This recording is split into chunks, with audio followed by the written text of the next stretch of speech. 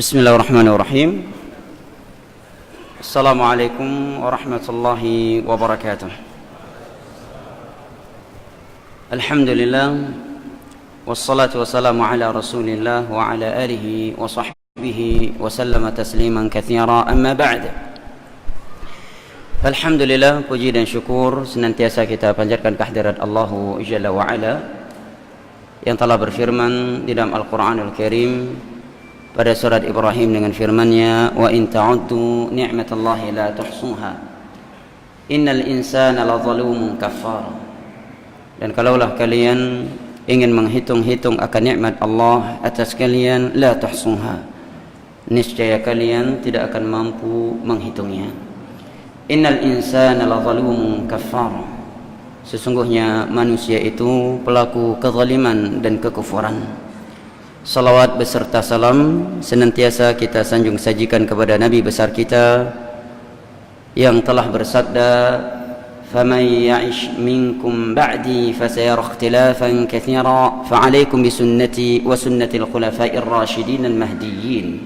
'addu 'alayha bin nawajidh wa iyyakum wa muhdatsatil umur fa innal kulla muhdatsatin bid'ah wa kulla bid'atin dhalalah wa kulla dhalalatin fin nar." Beliau bersabda, barang siapa yang hidup panjang setelahku di antara kalian, maka akan dia lihat perpecahan dan perselisihan yang cukup banyak di tengah-tengah umatku. Maka jika kalian telah melihat umatku ini berselisih, berpecah, fa'alaikum bisunnati wa sunnatil khulafa'ir rasyidin al-mahdiyyin, maka hendaknya kalian berpegang teguh dengan sunnahku, jalan yang telah aku tinggalkan, Al-Quran dan wahyu dari Allah, hadis-hadis Nabi SAW kepada beliau. Dan hendaknya kalian berpegang teguh dengan sunnah khulafa ar-rasyidin yang telah mendapatkan petunjuk dan bimbingan Allah, yaitu Abu Bakar, Umar, Uthman dan Ali radhiyallahu anhu. Pesan yang ketiga dari Nabi SAW, wa iyyakum wa muhdatsatil umur, apabila umatku telah berpecah belah dan berselisih, wa iyyakum wa muhdatsatil umur, jauhilah oleh kalian setiap perkara-perkara baru yang diada-adakan dalam urusan agama ini, yang tidak ada petunjuk dariku di masaku dan para sahabatku. Fa inna kulla muhdatsatin bid'ah, karena setiap perkara yang baru diada-adakan dalam agama ini itulah bid'ah, dan setiap bid'ah adalah kesesatan, wa kulla dhalalatin finnar, dan setiap kesesatan adalah tempatnya neraka. Hadis riwayat Imam Ahmad dan Imam Abu Daud serta Imam Tirmidzi dari sahabat Irbad bin Sariyah radhiyallahu anhu. Demikian petuah dan wasiat Rasulullah sallallahu alaihi wasallam untuk umat beliau yang hidup di akhir zaman. Jamaah yang dimuliakan Allah rahimahni wa rahimakumullah, ibu bapak yang lun tuan cintai dan hormati, kita lanjutkan kembali pelajaran kita dari hadis nomor 9 dari kitab Sahih Muslim, yang pada pertemuan yang lalu telah kita simak bersama konteks Arabnya bersama sanad dan matannya, yaitu hadis Abi Hurairah radhiyallahu anhu.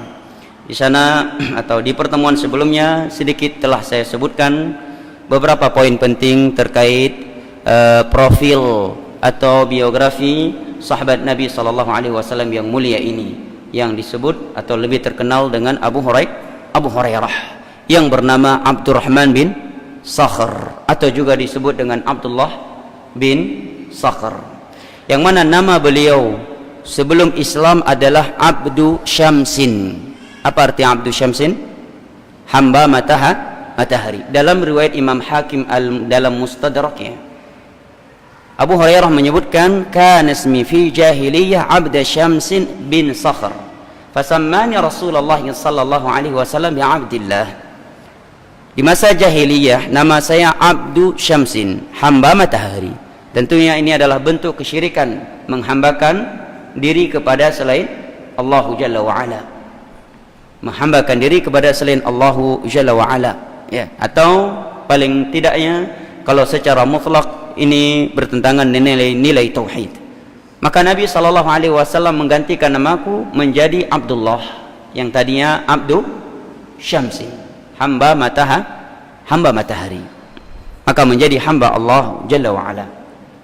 Di pertemuan yang lalu telah saya sebutkan kenapa kaum Syiah sangat benci dan membuat berbagai kedustaan terhadap sahabat Nabi yang mulia ini, Abu Hurairah radhiyallahu an.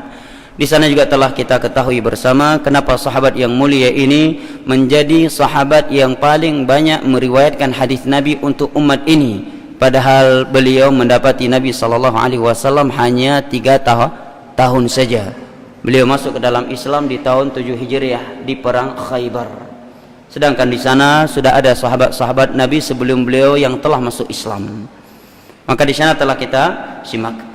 Yang terakhir ingin saya sebutkan terkait sahabat Abu Hurairah radhiyallahu anhu ini, yang belum saya sebutkan mungkin di pertemuan yang sebelumnya, bahwa setelah beliau masuk Islam, maka beliau sangat berambisi, sangat semangat agar ibunya juga ikut serta masuk ke dalam Islam bersama beliau. Maka setiap hari, siang dan malam, beliau mendakwahi ibu beliau, sebagaimana yang diriwayatkan oleh Imam Al-Bukhari dalam kitabnya Al-Adabul Mufrad dengan sanad yang hasan, dihasankan oleh Al-Imam Al-Albani. Maka beliau pun siang dan malam mengajak ibunda beliau untuk masuk ke dalam Islam. Sampai suatu ketika beliau mengajak ibunya masuk ke dalam Islam, rupanya ibunya mencela Nabi sallallahu alaihi wasallam. Fa kharajat min lisaniha fi Rasulillah sallallahu alaihi wasallam ma akrah. Keluarlah dari lisannya celaan-celaan yang aku sangat benci, yang dia utarakan kepada Rasulullah sallallahu alaihi wasallam, karena memang ibu beliau yang belum masuk Islam.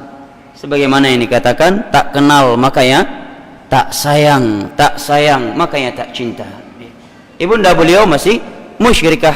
Begitu Abu Hurairah radhiyallahu an mengajak ibunya masuk ke dalam Islam, maka malah yang keluar dari mulut ibu beliau adalah celaan-celaan terhadap Nabi sallallahu alaihi wasallam, membuat Abu Hurairah radhiyallahu anhu menangis dan bersedih.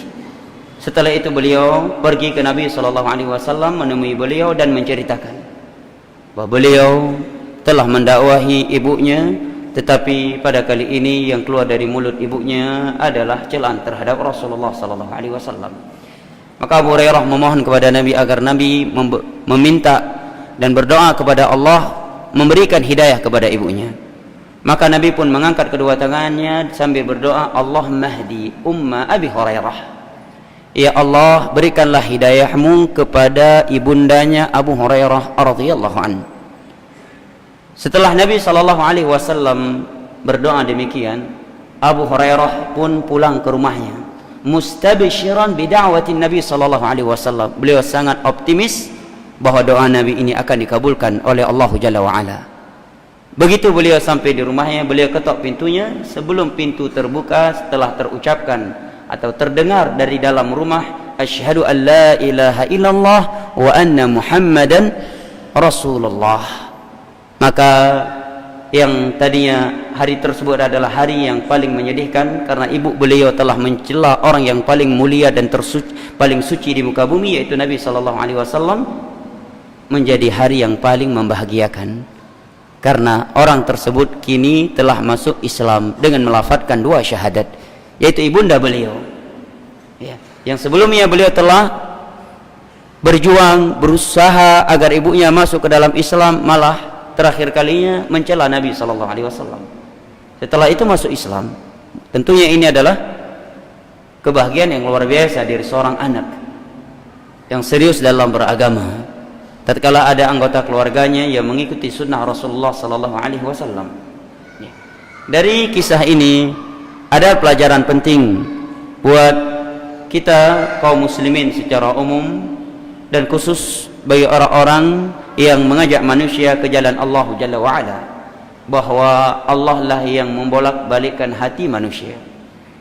Secara logika kan tidak, kayaknya jauh lah dapat hidayah, karena baru tadi mencaci maki Rasulullah. Hitungan hanya beberapa saat, tidak ada 1 hari, tidak sampai 1 hari, 1 malam, hatinya Allah ketuk, ya, hidayah Allah datang menjemputnya menjadi orang yang masuk ke dalam Islam, ibunda Abu Hurairah. Dan banyak lagi contoh-contoh lainnya. Contoh yang lainnya adalah Khalid ibnul Walid, Abu Sufyan, ya. Abu Sufyan ada dengan Khalid ibnul Walid, di perang Uhud adalah panglima perangnya kaum musyrikin yang telah menjadi sebab patahnya gigi geraham Rasulullah sallallahu alaihi wasallam, pecahnya pipi Rasulullah sallallahu alaihi wasallam, hancurnya topi perang beliau, dan meninggalnya sekian para sahabat Nabi sallallahu alaihi wasallam, di antaranya Hamzah ibnu Abdul Muttalib radhiyallahu anhu. Malah setelah itu beliau masuk ke dalam Islam setelah dapat hidayah. Umar bin Khattab radhiyallahu anhu, dalam sebuah riwayat disebutkan dia menampar saudari kandungnya yang merupakan istri dari sahabat Khabbab ibnul Arat ketika di Mekah karena mengikuti ajaran yang sesat yang telah menyelisih ajaran agama nenek moyang beliau. Menurut penilaian beliau di saat itu yang masih musyrik, maka beliau tampar saudari kandungnya sampai membekas dan mengeluarkan darah. Coba bayangkan, tamparan bisa mengeluarkan darah. Kalau tendangan mengeluarkan darah mungkin itu hal yang biasa. Ini tamparan di pipi mengeluarkan darah, berarti tamparan yang sangat kuat dari Umar. Setelah itu Umar menanyakan, di mana Muhammad sallallahu alaihi wasallam, sambil mengeluarkan pedangnya. Sambil mengeluarkan pedangnya dari sarungnya, dia seret ke tanah. Dia seret ke tanah. Dan Umar bin Khattab di masa jahiliyah adalah orang yang sudah dikenal tidaklah mengancam, melainkan terbukti dan ada korbannya. Melainkan ada buktinya dan ada korbannya. Maka Umar bin Khattab mendatangi rumah siapa jamaah? Rumah siapa yang disebut dengan menjadi sebuah istilah masyhur sekarang, yang di situ Nabi disembunyikan di Mekah? Darul Arqam. Darul Arqam. Begitu Umar nampak, sebagian para sahabat Nabi kalang kabut. Umar yang tahu, mungkin orang lain bacut, Abu Lahab dua gaya kertas mungkin kayak gitu, ya kan? Ya Umar bin Khattab radhiyallahu anhu. Umar bin Khattab ya, Umar bin Khattab, bukan Umar dari Iran. Umar bin Khattab radhiyallahu anhu datang. Maka sebagian para sahabat tetap berdiri di luar dan memerintahkan pada sahabat yang di dalam, jaga Rasulullah sallallahu alaihi wasallam. Lihat bagaimana siasatnya mereka para sahabat Nabi. Sebagiannya mengorbankan fisik mereka untuk Rasulullah sallallahu alaihi wasallam karena agama yang dibawa oleh Rasulullah. Sebagian yang lain menjaga fisiknya Rasulullah sallallahu alaihi wasallam. Sebagian yang lain melakukan pagar betis di luar. Rupanya Nabi tidak mau, tetap di dalam. Nabi malah keluar menemui Umar bin Khattab radhiyallahu anhu, kemudian menarik kerah bajunya Umar, menarik kemudian ditarik dengan kencang, sekencang-kencangnya oleh Rasulullah sallallahu alaihi wasallam. Kemudian Nabi menyatakan, wahai Umar, belumkah cukup apa yang telah engkau lakukan selama ini terhadap kaum muslimin? Karena Umar termasuk orang yang sangat keras terhadap kaum muslimin di awal Islam di Mekah, sebelum beliau masuk Islam. Maka dalam riwayat tersebut kata Umar, hati saya ini seperti terbelah oleh halilintar. Dan langsung terucapkan dari mulut saya kalimat la ilaha illallah wa anna Muhammadan Rasulullah. Umar bin Khattab yang tadi datang bawa pedang ingin membunuh Rasulullah sallallahu alaihi wasallam, sekarang menjadi pembela Rasulullah sallallahu alaihi wasallam. Nih. Setelah Umar masuk ke dalam Islam, Umar tidak mau melihat kaum muslimin ditindas. Maka Umar mengumumkan, sudah berkumpul dua singanya orang Mekah, Hamzah dan Umar. Maka Umar menyatakan, ya Rasulullah, sampai kapan kita hina seperti ini? Saya akan keliling dan saya mengumumkan bahwa aku telah masuk ke dalam ajaran. Maka Umar keliling Mekah, Masjidil Haram, menyatakan, hari ini Umar telah mengikuti Muhammad yang selama ini kalian vonis agamanya adalah agama yang sesat. Siapa yang tidak senang dengan Umar, maka silahkan dia menjumpai Umar di tempat ini dan tempat itu. Maka tidak ada satupun dari tokoh-tokoh Quraisy yang sedang duduk Masjidil Haram dan mendengarkan tantangan Umar tersebut berani mendatanginya. Dalam riwayat yang lain disebutkan oleh Imam Az-Zahabi dalam Syiar Al-A'lam An-Nubala bahwa di antara sebab Umar bin Khattab masuk ke dalam Islam adalah tatkala beliau mendengarkan firman Allah, Taha ma anzalna 'alaikal Qur'ana litashqa illa tadhkiratan liman yakhsha. 5 ayat pertama. Tatkala beliau mendengar surat ini, maka terluluh lantakkan hati beliau dan beliau masuk ke dalam Islam. Ini menerangkan kepada kita bahwa benarnya firman Allah, innaka la tahdi man ahbabta walakinna Allah yahdi man yasha. Oleh karena itu di antara doa yang senantiasa Nabi panjatkan, Allahumma muqallibal qulub tsabbit qalbi ala dinik.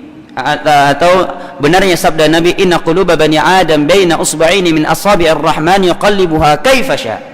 Sesungguhnya hati anak Adam itu di antara dua tangan jari jemari Allah yang sesuai dengan keagungannya Allah, tidak menyerupai sifat makhluk dan tidak dapat diperbagaimanakan. Dialah yang akan membolak-balikkan hati mereka sesuai dengan kehendaknya. Bayangkan Umar bisa masuk Islam. Sampai-sampai disebutkan oleh sebagian ahli sirah, sebagian orang berkata Umar akan masuk ke dalam Islam kalau keledai dia sudah masuk ke dalam Islam. Karena mungkin bang keledai dalam Islam. Makanya saking nggak mungkin Umar masuk Islam. Nggak mungkin. Orang yang luar biasa terhadap Islam. Tapi Nabi nggak pernah pesimis. Di antara doa yang senantiasa Nabi panjatkan adalah Allahumma a'izzal Islam bi ahabbir rajulaini ilaik, Abi Jahal atau Umar. Ya Allah, muliakan Islam ini dengan engkau masukkan salah satu dari orang yang paling engkau cintai, yaitu Abu Jahal atau Umar. Yang Allah kabulkan adalah salah satu dari dua orang ini. Kenapa? Karena kejujuran dari hati. Umar memusuhi Nabi memang karena itu yang beliau tahu. Sedangkan Abu Jahal karena hawa nafsu. Dan Allah telah berfirman, fa illam yastajibu laka fa'lam annama yattabi'una ahwa'ahum. Kalau mereka tidak mau mengikuti engkau setelah engkau terangkan kepada mereka Al-Quran, engkau terangkan kepada mereka kebenaran, maka ketahuilah bahwa yang mereka ikuti itu hanyalah hawa nafsu. Dan rata-rata dan kata Imam Ibnu Qayyim, penghalang paling besar dari pintu hidayah adalah hawa nafsu. 1000 ayat dan 1000 hadis halilintar pun terjadi di depannya, kalau dia mempertahankan hawa nafsunya tidak akan pernah mendapatkan hidayah. Contohnya Abu Lahab, Abu Jahal mengetahui akan kebenaran dakwah Nabi. Lihat di sini Umar, karena kejujuran hatinya. Demikian juga Salman Al-Farisi, bapak beliau ulamanya Majusi di Iran, di Al-Asfahan. Beliau masuk Islam dari Persia. Nabi nggak sampai ke sana dakwahnya saat itu. Belum ada sahabat satupun yang berdakwah ke situ. Mampir pun belum ada. Tapi beliau dan Persia saat itu cukup jauh. Cukup jauh dari Madinah, Iran. Masuk ke dalam Islam tatkala beliau mencari dengan kesungguhan dan keikhlasan dari hati. Memang datang ingin mencari kebenaran. Demi Allah, barang siapa yang berusaha dengan hati yang ikhlas, dengan hati yang jujur, dia bersihkan hatinya dari tujuan-tujuan jelek, demi Allah, orang yang seperti ini pasti akan mendapatkan kebenaran yang sedang ia cari.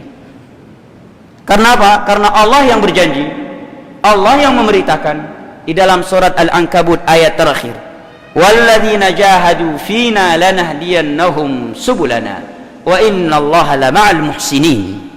Dan orang-orang yang bermujahadah, bersungguh-sungguh di jalan kami, niscaya kami akan berikan kepadanya hidayah kami, dan kami bersama orang-orang yang ihsan, berbuat ihsan, kebaikan. Oleh karena itu, di antara petuahnya para ulama, mereka tidak pernah mau berdiskusi dengan orang-orang yang nampak dari mereka hawa nafsu. Contohnya Imam Ahmad. Di masanya ada seorang yang bernama Ibnu Abi Du'ad yang memiliki paham Jahmiyah yang menyatakan Al-Quran makhluk, dan dia mampu mempengaruhi pemerintah dan penguasa saat itu, sehingga penguasa dan pemerintah saat itu menginstruksi dan menjadikan undang-undang dasar bahwa Al-Quran makhluk. Siapa yang tidak mau mengucapkannya dipenggal lehernya oleh penguasa Ma'mun saat itu, yang telah dipengaruhi oleh Ibnu Abi Du'ad. Ibnu Abi Du'ad. Di antara yang bertahan adalah Imam Ahmad.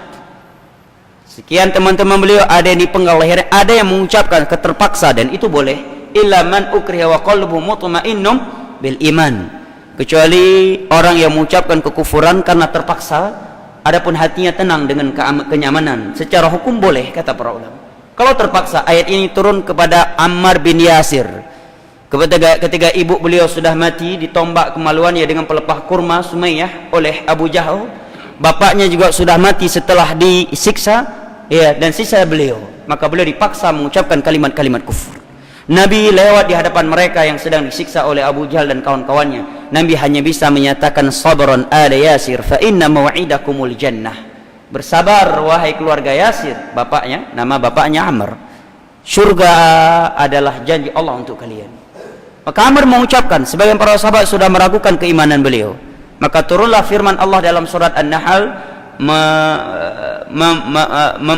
membersihkan atau melepaskan Amr dari tuduhan tersebut. Secara hukum boleh, tetapi para ulama di sana menyebutkan apabila dia seorang tokoh, maka lebih baik dia bertahan sampai mati agar selamatnya akidah orang-orang yang mengikutinya. Dan ini yang dipilih oleh Imam Ahmad, dan insya Allah ini yang akan saya pilih, ya. Ini yang dipilih oleh Imam Ahmad rahimahullah ta'ala. Sehingga 4 periode penguasa beliau di penjara dan tulang rusuk beliau patah, hancur, ya. Dan beliau tidak mau berdebat dengan Ibnu Abi Duat sampai datang periode yang kelima, Al-Mutawakkil. Mulai dia melihat kayaknya ada kezaliman, ya, ada ketidakseimbangan dalam masalah ini. Dia meminta dan memaksa 2 orang ini berdebat. Barulah Imam Ahmad mau, karena sudah ada penengahnya, sudah ada hakimnya, ya. Maka Imam Ahmad melemparkan beberapa pertanyaan kepada Ibnu Abi Duat yang membuat dia tidak mampu menjawab, dan membuat Al-Mutawakkil membela dan mengeluarkan Imam Ahmad dari penjara. Padahal Imam Ahmad sudah 4 periode di penjara. Cambukan yang diberikan kepada punggung beliau disebutkan kalau diberikan kepada onta-onta yang sedang berdiri bisa jatuh tersungkur. Bayangkan tulang rusuk patah. Rupanya ada 1 orang yang memotivasi beliau dalam penjara. Bukan seorang ulama, bukan seorang ustadz, bukan seorang santri, tetapi seorang yang masuk penjara karena dia seorang peminum khamar. Bahasa kita preman. Dia yang memberi motivasi kepada Imam Ahmad dalam penjaranya. Kata dia, wahai Ahmad bin Hanbal, saya masuk ke penjara dan dicambuk karena minum khamar, tapi saya sabar. Apakah anda yang dimasukkan ke dalam penjara karena berpegang teguh di atas sunnah Rasulullah, karena ingin menyelamatkan akidah kaum muslimin, anda malah tidak sabar? Saya lebih sabar. Maka ini yang memotivasi Imam Ahmad. Beliau tetap, ya, tidak mau mengucapkan Al-Quran makhluk. Beliau tetap menyatakan setiap kali dipanggil pagi, Ahmad, masih Al-Quran kalamullah? Beliau tetap menyatakan Al-Quran kalamullah ghairu makhluk. Al-Quran firman Allah, bukan makhluk. Dicambuk lagi, dicambuk lagi. Besoknya didatangi lagi, wahai Ahmad bin Hanbal, katakan Al-Quran makhluk. Beliau tetap menyatakan Al-Quran kalamullah ghairu makhluk. Sampai datang Mutawakkil dan meminta Imam Ahmad berdebat dengan Ibnu Abi Duat. Pertanyaan yang pertama dilemparkan oleh Imam Ahmad kepada Ibnu Abi Duat yang menanamkan akidah bahwa Al-Quran makhluk. Kata Imam Ahmad, apakah ucapan kamu ini dibangun di atas ayat Al-Quran? Ibnu Abi Duat tidak bisa menjawab, karena mana ada dalil dari Al-Quran yang menyatakan bahwa Al-Quran makhluk. Pertanyaan yang kedua, adakah satu hadis Nabi yang sahih yang menjadi pegangan engkau bahwa Al-Quran itu makhluk? Dia juga tidak bisa menjawab.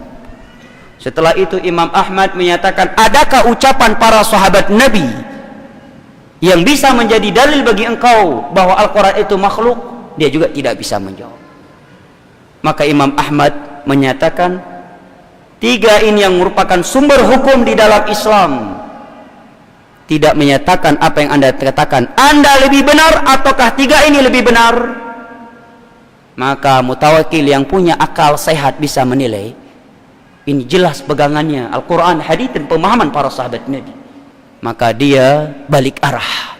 Imam Ahmad dimuliakan, ya, memuliakan, dan dia meminta ke Imam Ahmad, siapa yang mencambukmu, saya cambuk balik pasukan-pasukan itu, ya. Tapi Imam Ahmad memaafkan. Yang mencambuk saya, semuanya saya maafkan. Bahkan Ibnu Abi Duat pun tidak dituntut oleh Imam Ahmad, tidak dituntut, padahal Mutawakkil menawarkan. Di sini Imam Ahmad memilih untuk tidak. Kita kembali lagi pada pembahasan asal tadi yang merupakan pelajaran dari kisah masuknya Islam ibundanya Abu Hurairah radhiyallahu anhu, bahwa hati manusia itu di tangan Allah. Tidak ada yang perlu kita khawatirkan. Nabi berdoa kepada Allah agar Umar atau Abu Jahal masuk ke dalam Islam, maka Allah kabulkan salah satunya dengan masuknya Umar. Abu Hurairah keluar dari rumahnya, ibunya mencela Rasulullah, nggak mau masuk Islam, pergi ke Rasul, pulang ke rumahnya, sebelum terbuka pintunya ibunya udah mengumumkan Islam, pintu hidayah. Belum ada orang yang mendatanginya kan, belum ada orang yang mendatangi ibunya. Hidayah dari Allah Subhanahu wa taala. Kalau memang seorang itu punya hati yang baik, hati yang jujur dan ikhlas dalam mencarinya. Contohnya tadi Salman Al-Farisi tadi tinggal di Persia. Di masa beliau tinggal di Persia, Nabi baru sampai Madinah, baru sampai. Karena ketika beliau di Syam, beberapa pendeta yang menyatakan kepada beliau baru sudah sampai Nabi akhir zaman ke Madinah, Yathrib, berarti baru sampai. Bahkan ketika beliau di Persia baru mencari agama lain, karena beliau sudah merasa aneh dengan agama yang beliau pegang selama ini, yaitu Majusi yang menyembah api, nggak masuk akal. Tiba-tiba kok ada agama lebih bagus, yaitu agama Nasrani, yang beliau lihat di beberapa gereja Nasrani di Persia saat itu. Sampai beliau mencari di mana pusat agama ini. Lihat kejujuran dan kesungguhan, dia cari pusatnya. Ya, nggak cukup dengan KW1, KW2. Dia mau yang original. Di mana pusatnya? Maka disebutkan di Syam. Syam jauh jamaah, internasional dengan Persia ya. Udah beda negara. Beliau tempuh, rupanya dapat hidayah di sana. Dan sampai dari ujung perjalanan beliau, yang tadinya beliau seorang anak yang kaya, dari tokoh Majusi menjadi budak sahaya yang diperjualbelikan oleh Yahudi di Madinah. Malah ketika beliau berstatus budak sahaya Yahudi, di saat itulah beliau mendapatkan hidayah. Tetapi ketika beliau masih berstatus anak ulamanya Majusi atau tokohnya Majusi, orang yang konglomerat, beliau malah belum dapat hidayah. Ketika status beliau menjadi seorang budak sahaya karena khianatnya orang-orang yang membawa beliau dari Syam ke Madinah, yaitu saudagarnya Yahudi, beliau dijadikan sebagai budak yang dijual kepada Yahudi Madinah, yang sehari-harinya beliau dipekerjakan dengan pekerjaan keras, yaitu mengurus kebun kurma, bahasanya kebun sawit, kebun sawit. Malah ketika berstatus budak Yahudi, beliau dapat Islam jamaah, dari Persia jamaah, bisa sampai ke Madinah. Hidayah di tangan Allah. Ini kisah ya, ini pelajaran yang sangat besar dari kisah masuknya Islam sahabat Nabi, ibunda sahabat Nabi sallallahu alaihi wasallam, Abu Hurairah radhiyallahu anhu. Tidak ada senjata yang lebih kuat bagi seorang mukmin selain daripada senjata doa. Adapun manusia, maka mereka beraneka ragam, tergantung akidah mereka. Kalau tauhidnya masih lemah, jangan banyak berharap kepada orang tersebut. Bahkan orang yang sudah paham kebenaran tersebut pun belum tentu berani berada di depan. Apalagi kalau dia masih melihat ke bahunya, pangkat saya sebentar lagi naik, jabatan saya, popularitas saya, harta saya. Yang tadinya dia yang menggebu-gebu menyuarakan, rupanya malah dia yang mundur dan pergi ke belakang. Doa adalah sebesar-besarnya senjata kita kaum muslimin. Doalah yang menjadi sebab menangnya para sahabat Nabi dalam perang Badar, 300 lawan 1000 orang. Tapi lihat di perang Hunain, jumlah kaum muslimin yang berkali-kali lipat lebih banyak dari kaum musyrikin. Malah Allah timpakan kekalahan kepada kaum muslimin karena adanya sifat ujub dari sebagian orang yang baru masuk Islam di barisan Nabi SAW. Dan Allah abadikan kejadian tersebut dalam surat At-Taubah. Wa yawma Hunainin idh a'jabatkum kathratukum falam tughni ankum syai'a wa dhaqat 'alaikumul ardu bima rahubat thumma wallaitum mudbirin. Ingatlah oleh kalian pelajaran perang Hunain, tatkala sebagian kalian ujub dengan jumlah dan kekuatannya, maka jumlah dan kekuatan kalian tersebut rupanya tidak memberi manfaat untuk kalian, sehingga kalian terlari terbirit-birit. Jamaah yang dimuliakan Allah, kedustaan, khianat, ujub, kesombongan tidak pernah menang dunia akhirat. Ini berita dalam Al-Quran dan hadis, tidak perlu kita khawatirkan. Fakta dari semenjak turunnya Nabi Adam ke permukaan bumi dan sampai keluarnya Dajjal, yang namanya kedustaan, khianat, makar, kesombongan tidak akan pernah menang dan tidak akan pernah ditolong oleh Allah Subhanahu wa taala. Tetapi sebaliknya, yang namanya kejujuran hati bersama Allah, kejujuran di dalam memegang agama Allah, dialah yang ditolong dan akan selalu menang dunia dan akhirat. Itulah yang diberitakan oleh Allah dan Rasulnya. Akankah kita meragukan berita Allah dan Rasulnya? Dan itulah kenyataannya dari semenjak adanya Rasul yang Allah utus ke permukaan bumi ini sampai turunnya Nabi Isa alaihi salam nanti bersama Imam Mahdi.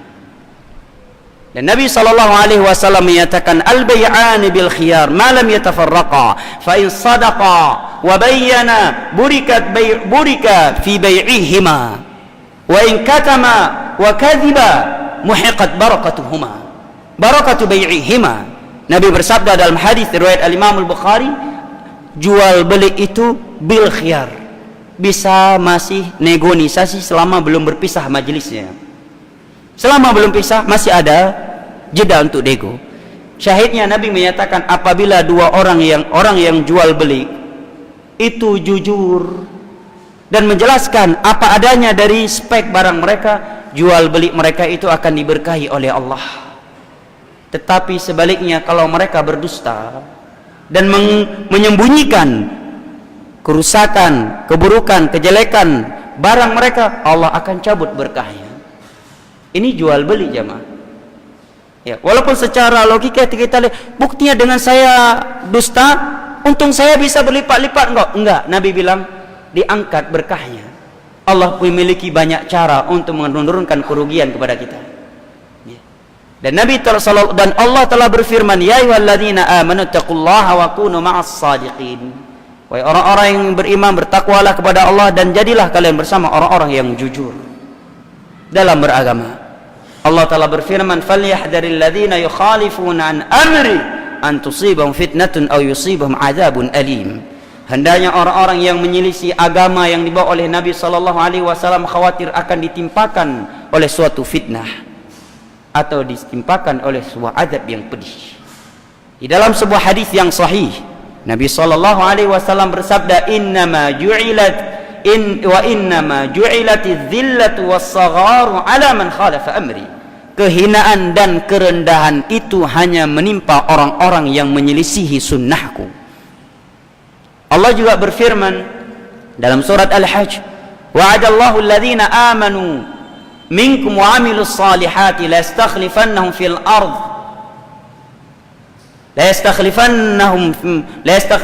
fil ard ولا يمكنن لهم دينهم الذي ارتضى لهم ولا يبدلنهم من بعد خوفهم أمنا يعبدونني لا يشركون بي شيئا ومن كفر بعد ذلك فأولئك هم الفاسقون. Allah telah berjanji, Allah menjanjikan orang-orang yang beriman dan beramal saleh bahwa merekalah yang akan berkuasa di permukaan bumi ini. Allah akan kokohkan agama mereka. Allah akan berikan keamanan kepada mereka setelah ketakutan. Siapa mereka? Ya'budunani wa la yusyrikuna bi syai'a, yaitu mereka orang-orang yang beribadah hanya kepadaku dan tidak berbuat dosa syirik sedikit pun kepadaku. Ini janji Allah untuk ahli tauhid dunia dan akhirat. Andai kata di dunia mereka mati terbunuh, tetapi Allah menyatakan alladzina amanu wa lam yalbisu imanahum bidzulmin ulaika lahumul amnu wa hum muhtadun. Orang-orang yang beriman dan tidak pernah mencampuri keimanan mereka dengan kesyirikan sedikit pun, bagi mereka keamanan yang mutlak, yang sempurna dunia akhirat. Wahum muhtadun, dan bagi mereka hidayah dari Allah Subhanahu wa taala. Dan Allah juga berfirman, walaqad katabna fiz zaburi annal ardha yarithuha ibadiyas salihun. Di dalam kitab Zabur telah kami beritakan bahwa bumi ini hanya dikuasai dan diwarisi oleh hamba-hamba kami yang saleh. Lihat di sini Ibunda Abu Hurairah, hitungan jam jamaah, hatinya terbalik. Yang tadinya pembenci Islam, mencela Nabi, Nabi berdoa kepada Allah, Allah mahdi umma Abi Hurairah, Ya Allah, berikan hidayahmu kepada ibundanya Abu Hurairah. Hitungan jam Allah mampu membolak-balik hati hambanya yang tadinya mencela Nabi menjadi orang yang masuk ke dalam Islam dan membela dakwah Islam, seorang wanita yang mulia di dalam Islam. Di sini Abu Hurairah radhiyallahu anhu menyatakan, "Kana Rasulullah sallallahu alaihi wasallam yawman barizan linnas fa'atahu rajul." Bahwa suatu ketika Rasulullah sallallahu alaihi wasallam, suatu hari Nabi sallallahu alaihi wasallam barizan linnas, beliau baris bersama kami. Baris, kata Imam Ibnu Hajar dalam Fathul Bari, baris di sini artinya ghairu muhtajibin anhum. Beliau bersama para sahabat Nabi, zahir nampak dan bersama dengan murid-muridnya para sahabat. Artinya baris di tempat yang tinggi. Karena ada riwayat dalam Abu Daud, tadinya tempat duduk majelis Nabi itu datar, sehingga begitu ada orang datang, beliau tidak terlihat, tidak bisa dibedakan yang mana Rasulullah, orang yang belum kenal beliau, tidak nampak beliau. Maka para sahabat menawarkan, "Ya Rasulullah, bolehkah kami tinggikan sedikit tempat dudukmu sehingga kalau ada orang asing datang tahu bahwa itu adalah engkau?" Maka diizinkan oleh Rasulullah, dibuat dari tanah liat, sehingga ketika orang datang beliau barizan zahiran ghairu muhtajid anhum, nampak langsung, oh itu Rasulullah. Tempatnya agak ditinggikan dengan tanah liat. Ya, sebelumnya beliau duduk sama tingginya. Dari riwayat ini Imam Al-Qurtubi, Al-Imam Al-Qurtubi, ya, salah satu ulama yang mensyarah Sahih Muslim. Para ulama menyebutkan, guru kami Syekh Abdul Rahman, syarah Sahih Muslim ini lebih dari 100. Tapi yang sampai ke kita sekarang itu nggak lebih dari 10 jari jemari atau nggak lebih 20 syarah. Kenapa jamaah? Ya, mungkin di masa Tatar dibakar, karena di antara pembakaran kitab besar-besaran di dunia itu di masa Tatar. Sampai-sampai disebutkan waktu itu laut menjadi hitam. Ya, dibakar kitab-kitab para ulama. Banyak kitab yang nggak sampai. Di antaranya syarah Sahih Muslim. Kitab Sahih Muslim itu lebih dari 100 syarah. Tapi yang sampai hanya beberapa syarah saja. Di antara syarah yang paling terkenal adalah syarahnya Imam Nawawi rahimahullahu taala. Syarahnya Al-Imam Al-Qurtubi, Al-Aini, Ikmal Fawaid di Sahih Muslim dan yang lain-lainnya. Nah, Al-Imam Al-Qurtubi menyatakan dari riwayat tersebut disunnahkan bagi seorang guru untuk duduk di sebuah tempat yang agak lebih tinggi untuk bisa dilihat oleh jamaahnya, selama tidak melampaui batas, tidak sampai kepada tingkat ghulu jamaah. Tidak sampai ke tingkat ghulu, telah melampaui batas, sudah terlalu berlebih-lebihan di dalam, ya, memuliakannya, ya. Sudah seperti raja Persia, ya. Nabi tidak demikian, hanya lebih tinggi tapi tetap tanah liat. Dan adab yang masuk ke dalam majelis Nabi nggak ada yang dari ujung sana udah tunduk bungkuk gitu, nggak ada. Masuknya mereka ke majelisnya Nabi hanya Assalamualaikum warahmatullahi wabarakatuh. Salat 2 rakaat, setelah itu baru duduk. Cuma ini adabnya, adab masuk ke dalam rumah Allah. Sehingga aneh kalau ada sebuah majelis masuknya harus menunduk dan membungkuk, sudah seperti orang yang berbentuk ruku' dan sujud hanya untuk Allah Subhanahu wa taala. Karena sujud dan ruku' di dalam agama Islam adalah simbol penyembahan dan itu hanya untuk Allah. Qul inna salati wa nusuki wa mahyaya wa mamati lillahi rabbil alamin. Ya, tidak perlu berbentuk ruku' ya jamaah. Masuk masjid, Assalamualaikum. Kalau dia mau duduk, salat dulu dua rakaat. Idza dakhala ahadukumul masjid fala yajlis hatta yusalli hatta yarka'a rak'atain. Apabila salah satu di antara kalian masuk ke dalam masjid, maka jangan dia duduk sampai salat 2 rakaat. Hadis Bukhari Muslim dari Abu Qatadah Al-Ansari radhiyallahu anhu, Ar-Rib'i radhiyallahu anhu. Di sini saya ingin mengingatkan banyaknya terkadang jamaah walimah pernikahan yang tidak mengindahkan adab ini. Dia datang masuk ke masjid menghadiri akad nikah. Bagi yang sedang datang bulan, okelah nggak sholat sebelum duduk, ya kan? Karena memang lagi datang bulan, karena memang khilaf di antara ulama wanita haid itu boleh atau tidak masuk masjid. Sebagian ulama berpendapat boleh, sebagian ulama berpendapat tidak boleh, dan kita bukan sedang membahas pembahasan ini. Tapi bagi kaum lelaki, apa ada yang haid juga? Ya kan? Ada yang haid juga. Akad nikah belum mulai, orang udah masuk ke masjid langsung duduk. Apa salahnya kita solat 2 rakaat?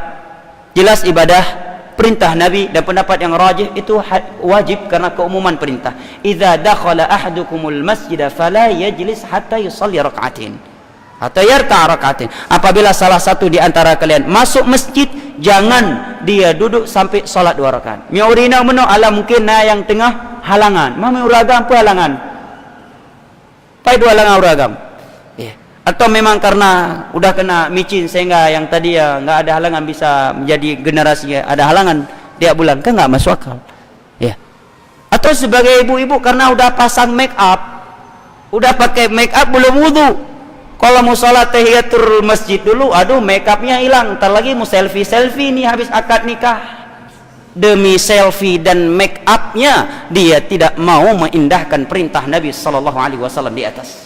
Fala yajlis hatta yarka' raka'atain. Jangan dia duduk kalau masuk ke masjid sampai dia solat 2 rakaat. Mana lebih mahal 2 rakaat daripada make up tadi, ibu yang mulia? Make up satu paling mahal berapa harganya? 1 kotak. Katanya make up paling mahal dari Korea ya, Korea Selatan atau dari Perancis? Hah? Make up paling mahal dari mana? Produk make up yang paling mahal? Hah? Korea? Sering belanja kayak ini? Enggak ya? Taruhlah 1 kotak make up paling mahal berapa? 10 juta? Sampai enggak? Sampai 10 juta? Hah? Sampai? Masya Allah, masih bujang boleh tahu harga make up. Kacau nih admin saya. Jazakallah khair. Ya, taruhlah 10 juta. Berapalah uang 10 juta? Make up bisa dipakai lagi, tapi enggak disuruh pakai untuk ke masjid. Ya. Sedangkan Nabi menyatakan la sautu ahadikum fil jannah khairu minad dunya wa ma fiha. Alat untuk memukul atau apa namanya? Memicu kuda di dalam syurga itu lebih baik daripada dunia beserta isinya. Tidak ada perkara akhirat yang bisa kita bandingkan dengan dunia. Karena Nabi menyatakan mad dunya fil akhirah illa kama yudkhilu ahadukum isba'ahu fil yammi farji' falyanzur bima yarji'. Perbandingan antara dunia dan akhirat itu seperti kalian memasukkan jari kalian ke dalam laut, ke air laut, kemudian kalian angkat, coba lihat berapa air laut yang dibawa oleh jari jemari ini. Kurang enggak kira-kira air laut?